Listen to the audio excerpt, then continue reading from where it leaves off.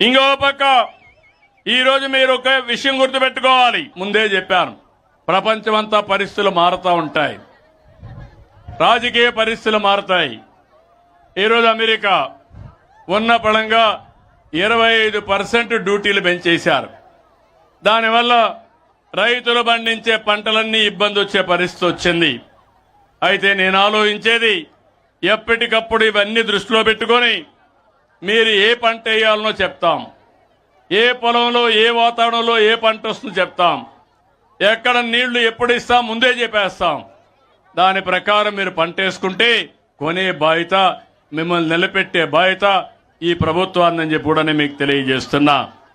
అందుకని AP market ద్వారా ఈ జిల్లాలో 20 మిలియన్ కేజీల పొగాకు కొనుగోలు చేసి డబ్బులు ఎంతైనా పర్వాలేదు రైతును ఆదుకోవాలని దగ్గర 273 కోట్ల రూపాయలు ఖర్చు పెడుతున్నాం.